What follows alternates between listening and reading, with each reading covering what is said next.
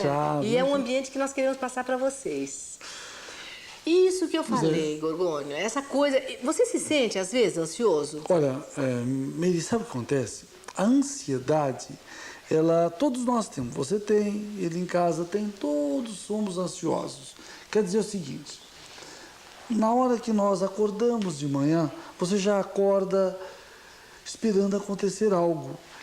Essa espera, essa tensão que existe, que vai acontecer... Ou até o não esperar, né? Ou até o não esperar. Até o não esperar. A gente que acha que não tem o que esperar na vida. Não vai. Isso aí é uma ansiedade normal. Ou então, aqui no estúdio, assim, de repente, a Meire bota toda a produção em ordem. Pá, pá.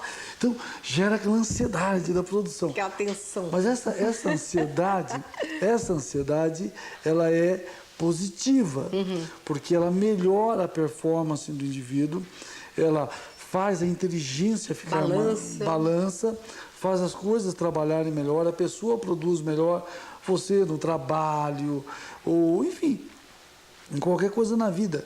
Essa ansiedade é positiva. Agora, tem uma outra ansiedade, Meire, talvez é essa que você quis dizer, essa que diz respeito a mim no consultório, que é aquela ansiedade que o indivíduo tem, mas sem motivo. Sofre, né? Isso. A ansiedade sofredora. Então, mas não vai acontecer nada, não aconteceu nada. Mas a pessoa está ali, mas não, aquela vovó, aquele vovô, aquela mamãe, mas o filho só pegou o carro para sair, ou então só está demorando 5 minutos. Pronto. Já caiu o mundo. Essa é uma ansiedade que nós chamamos patológica. É uma ansiedade, quer dizer, é uma... Não é paitológica, né? Não, paitológica. Que está esperando o filho. Eu também, né? Essa é uma ansiedade doença. Quer dizer, se você deixar isso progredir na sua vida, você vai se tornar progressivamente um ansioso. Então, aliás, Meire, das ansiedades, nós não vamos dar aqui classificação, que é isso, vamos falar de algumas certo? Ligadas a essa faixa, né? Das ansiedades, a pior que existe é esta ansiedade, a chamada ansiedade antecipatória. Sofrer por antecipação. É aquela chorar a queda do viaduto antes que ele caia. Eu não aconteceu nada ainda. Eu sou muito assim. Tá aí uma do lado. Eu sou muito assim. Ele acertou na mosca. Na mosca. Então, eu acho que é uma ansiedade que o papai, a mamãe, o vovô, a vovó tem. O netinho, não, ele é só um resfriado. Já virou pneumonia, já está internado no hospital, ou o filho saiu, já fica pensando que trombou o carro. Não aconteceu nada. Mas é uma ansiedade judia muito da gente. Mas isso é uma coisa que independe da vontade da gente, né? Como fazer? Independe da vontade da gente. O importante, Meire, é o profissional médico ou o próprio paciente. Eu acho que esse programa aqui, antes de mais nada, é de informação. E às vezes a pessoa vendo esse bate-papo nosso aqui se enquadra lá e pode até chegar ao médico e falar, ou se descobrir ansioso. Como é que nós sabemos que uma pessoa está ansiosa? Ou você está ansiosa, Meire? Porque muitas vezes há aquela ansiedade que deveras tem sentido. O seu filho saiu e foi fazer uma viagem, você fica preocupado. Claro, até receber um telefonema que está tudo bem. Não há dúvida que você vai ficar. Mas o que eu quero dizer é aquela coisa exagerada, a mais. Bom, quando isso começa a ficar 1 dia, 2 dias, 5 dias, 1 mês, 2 meses, aí o seu corpo começa a reagir. O que você começa a sentir? Então, são 3 coisas que você tem que reconhecer. Presta a primeira, atenção, o pescoço fica duro, as pessoas, sabe, ficam numa atitude assim desconfortável. Foi só gente mexendo o pescoço no estúdio, aqui no nosso local de gravação. E isso, inclusive, gera dor de cabeça, porque ela contrai e dá muita dor de cabeça. A segunda coisa que o indivíduo tem, ele fica às vezes suando na palma da mão, fica com atitude irrequieta, mexe, né? E seca a boca, e ele fica irrequieto. A terceira é que ele começa a sentir coisas. Aí sente mesmo. Zumbido no ouvido, batedeira, ele sente o coração bater na cabeça, sente o coração bater no peito, sente uma bola no peito, sente que uma coisa embrulha o estômago, dá vontade de ir no banheiro toda hora, ou às vezes para fazer xixi, ou às vezes para evacuar mesmo. Sente que está formigando o braço, sente que está adormecido o braço. as costas começam a doer. Mas isso tudo começando naquela coisinha da ansiedade. Da ansiedade. E aí o que acontece? Essa pessoa, ela começa a ir ao médico. Gorgônio, a pessoa está indo ao médico. Nós vamos fazer um intervalo e vamos voltar aqui, tá? Perfeito. Vamos deixar essa pessoa que começa a ir ao médico em função de tudo isso que o doutor Gorgônio José da Encarnação falou. Um intervalo, mas continuem prestando atenção. Vale a pena, hein? Até já.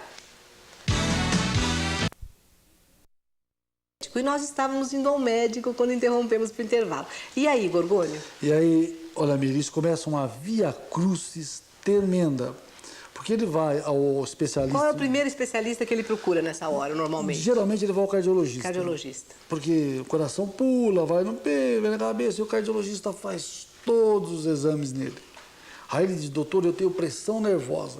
Pessoal de casa, isso não existe. Pressão tá? nervosa? É, pressão alta nervosa. Um dia nós falamos disso. Já? Isso é besteira, viu? Duvidou de mim? Nós conversamos um dia sobre isso. Agora, aí o cardiologista diz, não, sua pressão está normal, seu coração está normal, seu eletrocardiograma está normal. Bom, aí ele volta para casa. Aí ele vai procurar um especialista em ouvido, porque está com um zumbido. O zumbido continua. Aí o especialista examina e tal. Nada de nada. Bom, enfim, ele faz um verdadeiro périplo, né? Quer dizer, um passeio por todos os especialistas. Tomografia da cabeça. Isso ele já fez, entendeu? E isso gera mais... Ressonância. Ele já gera mais ansiedade mesmo. Mais barulho no ouvido. Mais barulho no ouvido, mais incompreensão da própria ansiedade, mais ansiedade. Aí já começa a achar que está com tumor, que o tumor vai matá-lo, que ele vai ter um infarto, enfim. Isso é ligado à hipocondria? Não, não. É outra coisa. É a ansiedade crônica, é uma coisa muito chata. E esse doente, nós comentávamos aqui no intervalo, né, que às vezes uma massagem no pescoço, no pé, melhora e muito. Muito, né? Quer dizer, é um indivíduo muito difícil, uma coisa muito chata, e se não for diagnosticada corretamente, tratada corretamente, ele vai sofrer muito mesmo. E por muito tempo. E por muito tempo. Eu ouço falar de pessoas que dizem que tem chiado no ouvido durante quase uma vida, quer dizer, mães de amigas minhas, que não podem deitar, que o ouvido chia, já foram a vários médicos. Então, isso é em função de uma ansiedade. Quer dizer, naturalmente que há outras causas de chiado no ouvido. Mas depois de pesquisado? Mas normalmente, sempre, aliás, quem tiver chiado em casa sabe que estou dizendo é verdade. O chiado é maior de noite. Maior naqueles momentos de ansiedade. Mas por quê, Gorgônio? Porque existe o silêncio ao redor ou porque na posição deitada a pessoa ouve mais? Durante o dia ela tem mais chance de se distrair. A hora que ela se concentra, fica mais ansiosa, o chiado aumenta e aumenta muito. Bom. Mas esse é um dos problemas que eu considero na prática clínica diária de difícil controle se não é feito um diagnóstico. E uma vez feito o diagnóstico, basta tratar, isso vai bem. Como é que se trata? Bom, uma ansiedade simples, a gente dá sedativos de uma maneira correta, orientando, explicando ao cliente o porquê que ele vai tomar aquele sedativo e ele vai acabar melhorando. Bom, se não faz, essa ansiedade pode chegar a uma depressão, uma coisa vira outra, como é que é? E agora você machucou.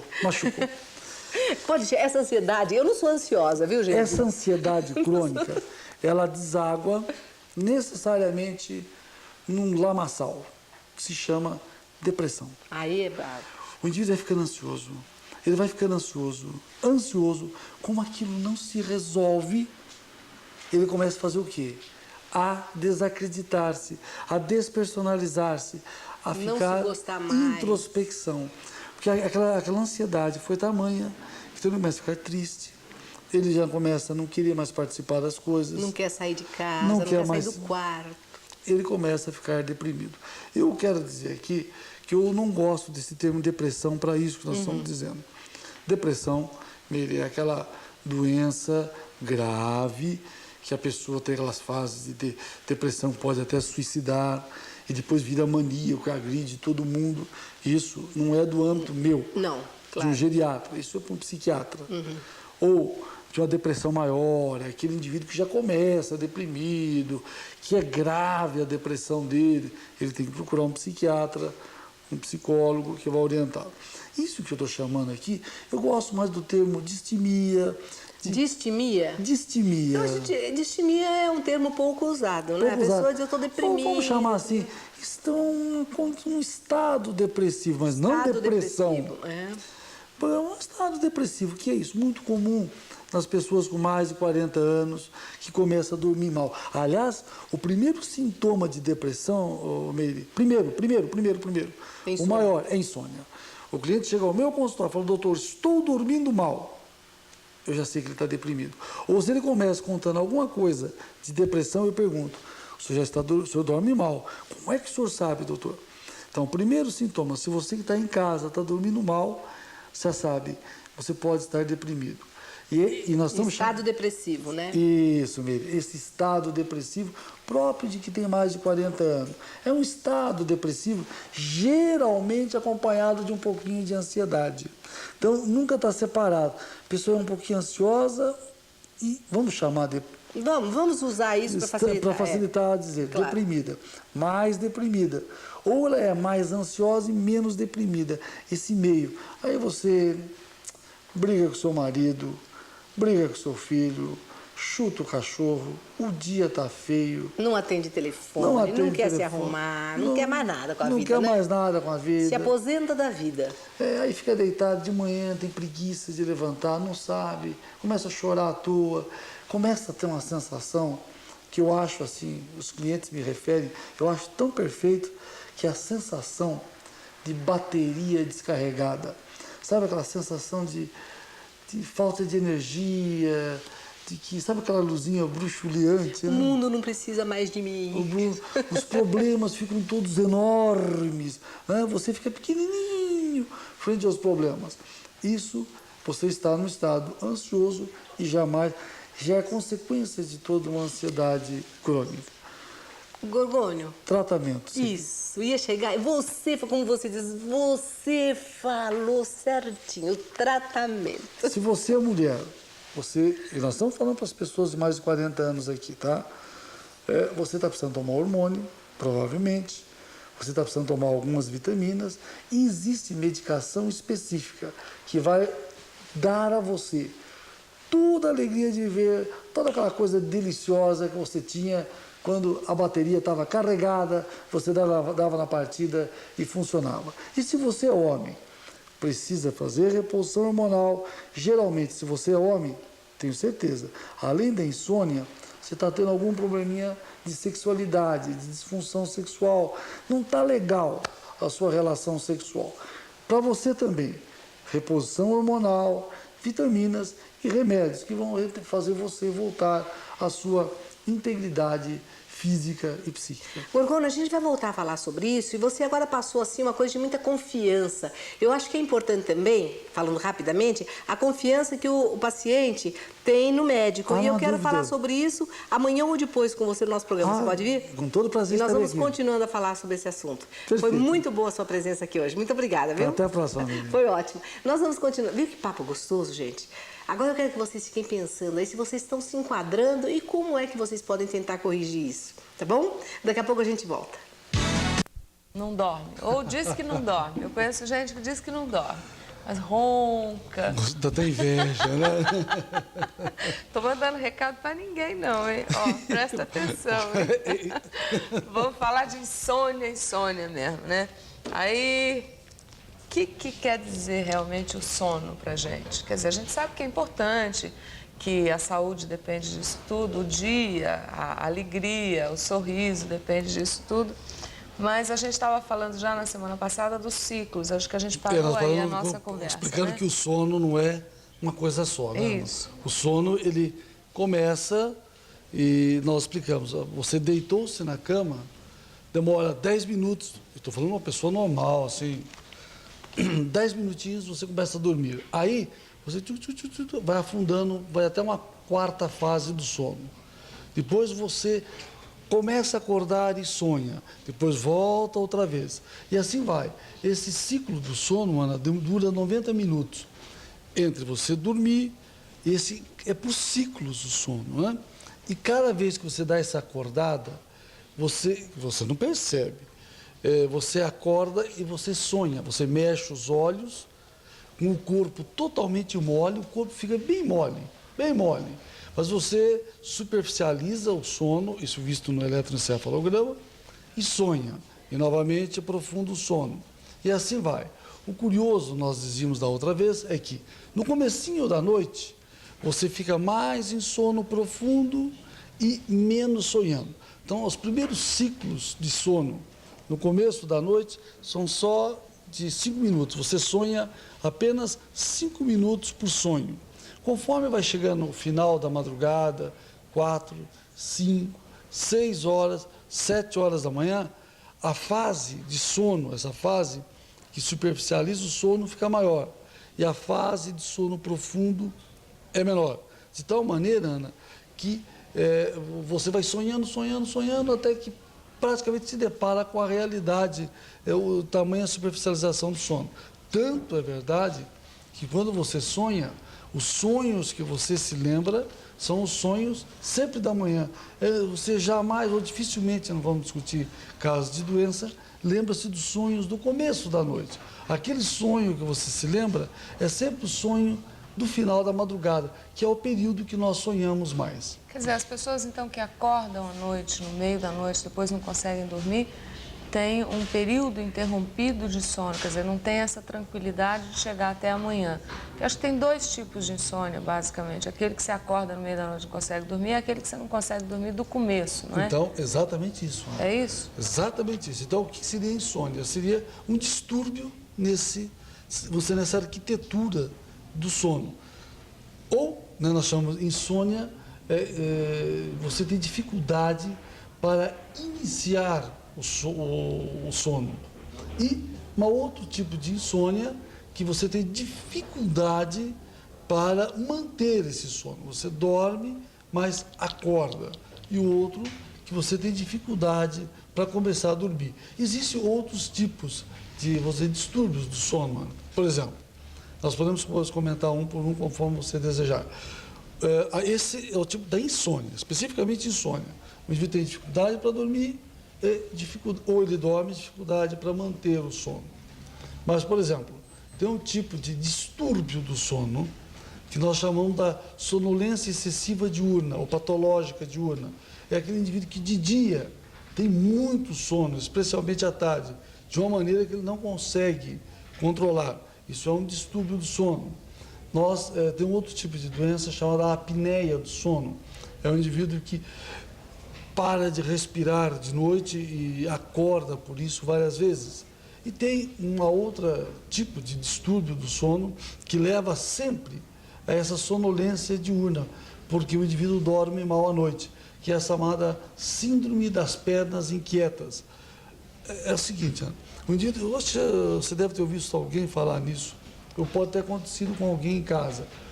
A pessoa está dormindo, de repente dá um choque, você acorda meio assustado com aquilo. Parece que está caindo, não é? Isso, parece que está caindo. É como se as pernas lhe incomodassem. Tem pessoas que a perna já começa a incomodar antes dele dormir. A perna fica meio pesada. E quando ele está dormindo, ele contrai as pernas, dão aqueles repuxões. Às vezes a mulher observa muito isso no esposo. Esse tranco nas pernas, esse repuxar das pernas, faz com que ele superficialize o sono.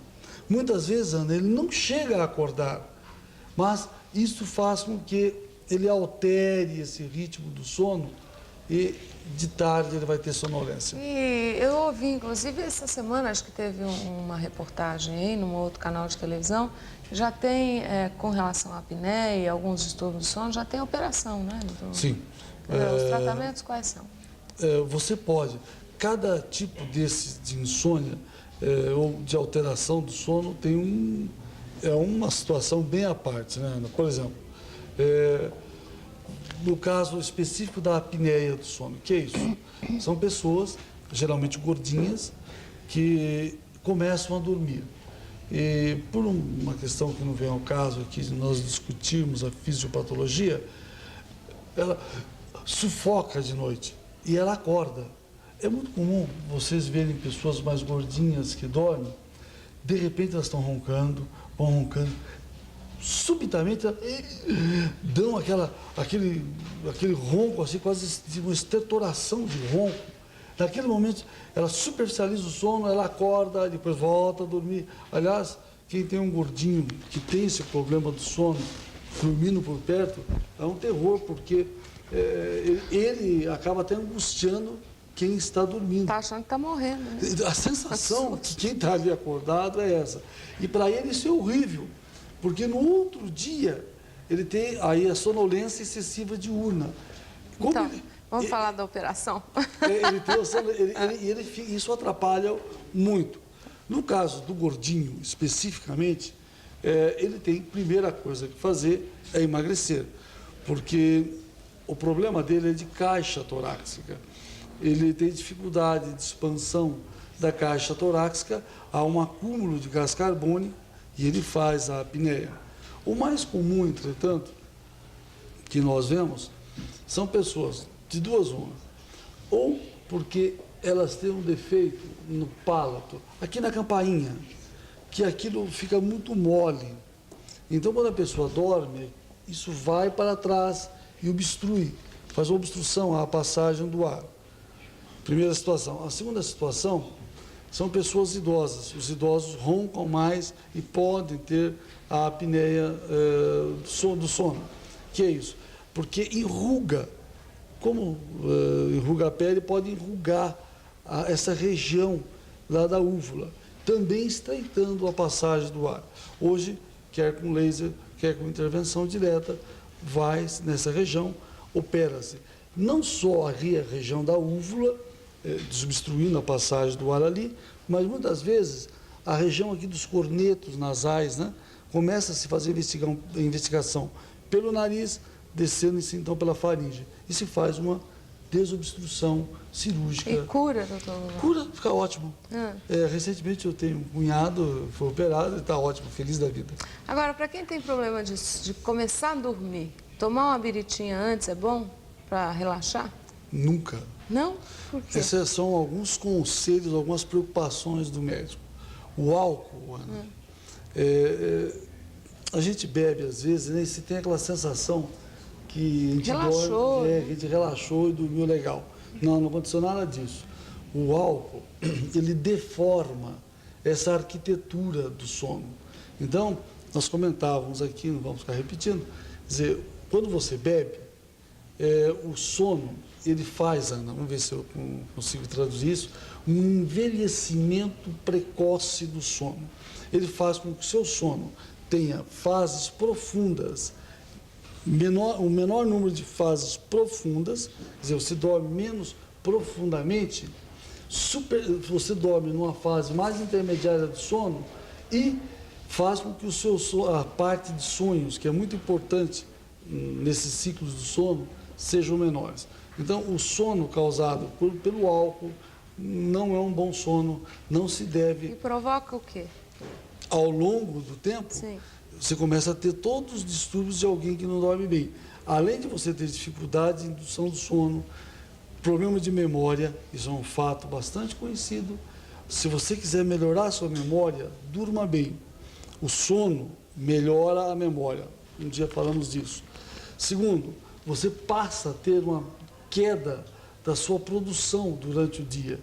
E, se você continuar bebendo para dormir, você vai começar a ter uma sonolência patológica diurna, que é aquela sensação de perda, realmente é muito desagradável, de narcolepsia, você fica, perde a sua vivacidade mental durante o dia, quando não, realmente é obrigado a dormir. Semana que vem a gente fala de remédio para dormir, já que álcool não é para tomar, tá bom? Para dormir, não. Café. Nem café. Eu só queria, para lembrar uma coisa aqui, Ana, só um segundinho. Muitas pessoas, vamos tomar um cafezinho, liga a televisão de noite, toma um cafezinho e acha que aquilo vai ser bom para dormir. Ou toma um Billy Night ali. Não é o que se deve fazer, pelo contrário. O álcool, apesar de induzir o sono, faz um sono ruim. Olha, o café, ele vai fazer você acordar muitas vezes de noite. Não se toma chá, nem café antes de dormir. Só um leitinho quente, tá Isso bom? sim. Semana que vem a gente volta.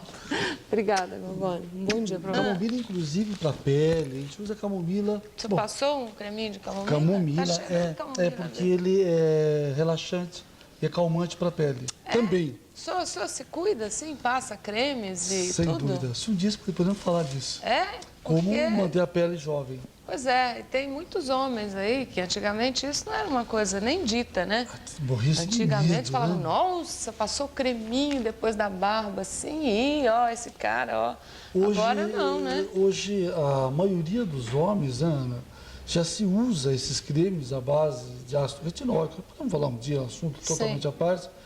No sexo masculino mesmo, e os resultados são muito bons. Eu tenho 46 anos, naturalmente não é uma comparação, mas não parece mesmo. Comparando-se com pessoas da minha faixa etária, meus irmãos, especialmente meu irmão, eu sou, assim, eu pareço mais jovem que ele é mais jovem que eu.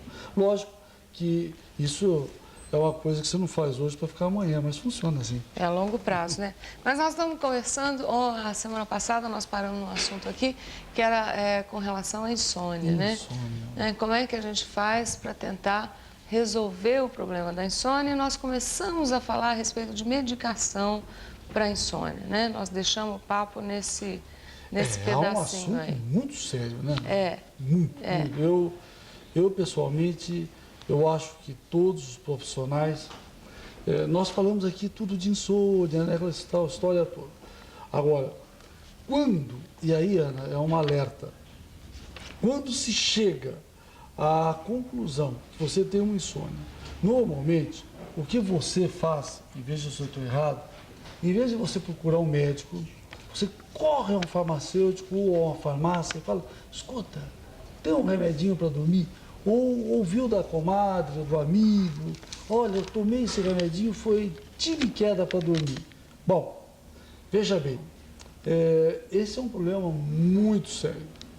Remédios para dormir só podem ser receitados por um profissional médico. Por quê? Eu vou dar aqui só as recomendações básicas. Primeiro, não é com remédio que você vai curar a sua insônia. Vamos partir desse princípio. Se você está dormindo mal, não é com o remédio que você vai dormir bem. O remédio, no máximo, vai auxiliar, quando receitado por um médico, a você dar aquela corrigidinha inicial da insônia. Deve-se usá-lo, recomendado pela American Medical Society, um mês.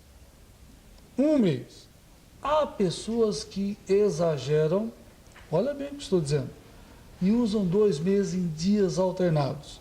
Há aqueles médicos, que mesmo prescrevendo um remédio para dormir, prescrevem-no assim, que você fique com o remédio e só use-o caso você perceba que a situação de insônia realmente está muito difícil. E isso sempre no prazo de um mês, Ana.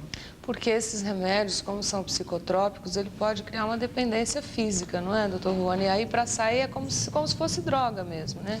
E para sair fica mais complicado, não fica? Complicado, porque é o seguinte, Ana, eu não sei se você já conviveu com alguém, eu convivo diariamente. Na verdade, é muito cômodo, eu posso lhe garantir isso. Você vai tomando uma medicação para dormir, chega um momento que você não dorme mais sem ela. Aí, Ana, de tudo que nós falamos até aqui de insônia, eu vou falar hoje para eles em casa de uma insônia que nós não comentamos aqui. É uma insônia chamada insônia aprendida.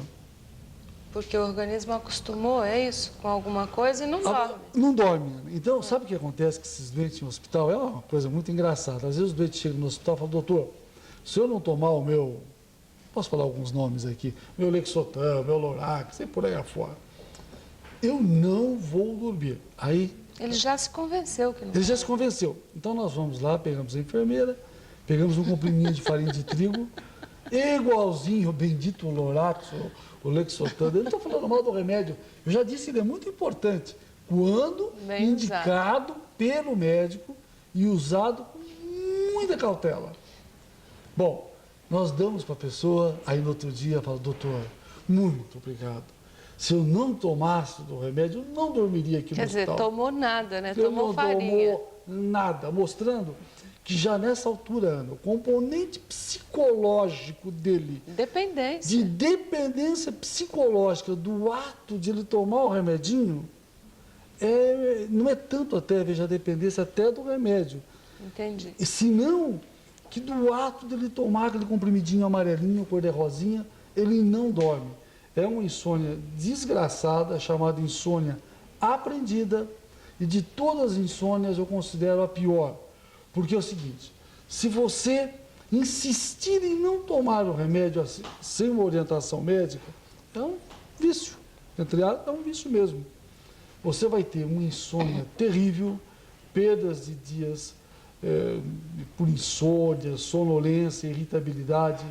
Você vai acordar muitas vezes de noite, suando, enfim, vai ser um desarranjo muito grande na sua vida. Quando é que eu posso imaginar, Gorgônio, que eu tenho um problema de insônia? Porque acho que uma insônia ocasional, todos nós temos. Então, principalmente com as pressões profissionais, as pressões do dia a dia, uma ansiedade, né? Quando amanhã eu tenho que fazer alguma coisa. Então, normalmente, você tem um sono mais agitado, demora um pouco para dormir, que você está preocupado com alguma coisa. Quer dizer, essa é uma insônia dita normal, se é que a gente pode chamar insônia, assim. É normal. Saudável. Nesses casos, veja, Ana, nós estamos agora, sem fazer a propaganda aqui do travesseiro, é um meio de você se condicionar. Olha, eu vou pegar aquele travesseiro, eu me sinto bem, ou eu vou puxar aquela coberta, ou eu vou, enfim... Abraçar o marido. Aliás, do lado de cá. É engraçado isso, né? É o jeito, né? Isso é uma coisa impressionante. Falando em insônia aprendida, você que está em casa, a Ana, eu sou solteiro ainda, não posso ficar falando. Não abraça a mulher ainda. Só de vez em quando. Mas você que é casada, é uma experiência interessante. Muitas vezes, para você dormir, você precisa do marido e vice-versa. Porque o toque e o ato de tocar, e nós já falamos uma vez isso aqui, o ato de você ser tocada ou tocado é muito calmante e relaxante. E isso pode ser um sinal para você dormir, porque te acalma, te tranquiliza. Então, a maneira que você vai dormir, uma leitura, um bate-papo agradável com um companheiro, são maneiras de você fugir dessa insônia. Eu queria, se você pudesse ler esses 10 conselhos. Antes de eu chegar nos conselhos aqui, eu tenho uma pergunta que me fizeram até essa semana, que é a seguinte: entre o comprimido, né, entre o remédio e aquela dosezinha de uísque de noite que eu me habituei, qual seria o melhor caminho, já que eu tô... A dose de uísque, negócio fechado. Quer dizer, se é uma dependência... Nenhum dos dois seria bom, mas entre o comprimidinho... Não estou dizendo para você beber a dose de uísque, vamos deixar claro isso? Vamos. Mas, entre você beber um remédio e o uísque, e tem meu amigo, eu tenho um amigo que é seu telespectador, é o Fernando, e ele fala que eu sou o melhor médico do mundo. Pode tudo. Eu digo para ele que ele pode beber uísque para dormir. É verdade, Fernando, ele sabe disso. Entre você tomar um remédio e você, Fernando, beber o seu uísque, ou você, como o Fernando quer beber o uísque, como a Ana disse, beba lá o seu uísquezinho, o seu vinho. Não é amarrar, não é até tomar um pó. Não estou receitando isso, porque nós já dissemos que não é a maneira adequada. Mas, sem dúvida, muito melhor. Deixa eu dar os 10 conselhos aqui para um sono garantido. Olha, primeiro, não fazer refeição pesada antes de deitar. Claro, né? A janta mais levinho e tudo. Manter o horário regular, sempre deitar por volta de 10 horas, ou às 11 ou à 1, mas sempre naquele horário. Fazer passeios regulares a pé, que favorecem a vontade de dormir. Quer dizer, aquela andadinha antes de dormir. Faz muito bem. Isso é num prédio, pode descer, bater um papo, tal. Procurar não se deitar antes de se sentir cansado ou cansado. Olha, eu só queria te interromper. Essa é uma coisa importante. Muitos problemas de insônia ocorrem aí. A pessoa quer dormir. Eu vou dormir agora. E começa a ficar com medo de dormir. Não.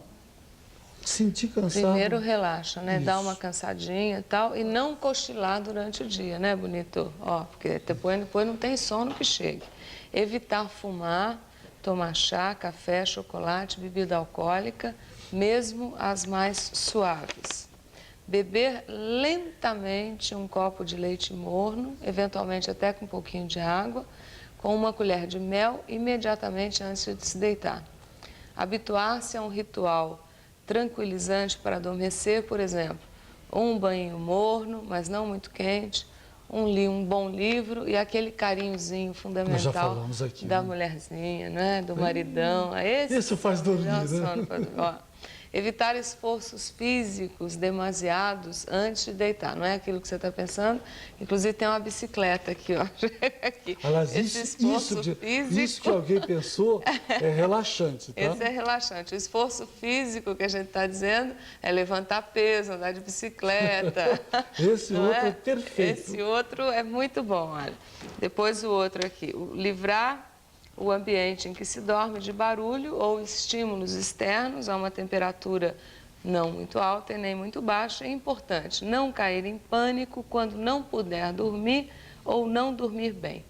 Está me dizendo aqui com certeza que ninguém morreu de insônia ainda e do sono indispensável o próprio organismo vai cuidar. Essa é uma mensagem importante. Eu sempre brinco com os meus clientes que eu jamais assinei um atestado de óbito cuja causa morte foi insônia. Insônia, não vai morrer. Jamais. Então, basta que a pessoa tenha calma, siga esses conselhos, e não há problema nenhum. Especialmente, fuja mesmo de medicamentos. Só um detalhe sobre esse cochilozinho, houve uma reportagem, acho que esses dias, numa emissora de televisão, sobre o cochilo e a inteligência. O sono, nós já dissemos aqui a vez passada, um bom sono aumenta a memória e a inteligência. E se você tiver que tirar um cochilo, não é bom tirar, mas se você for tirá-lo, ele melhora assim, a performance do indivíduo. Mas tem que ser feito antes das 3 horas da tarde, nunca depois.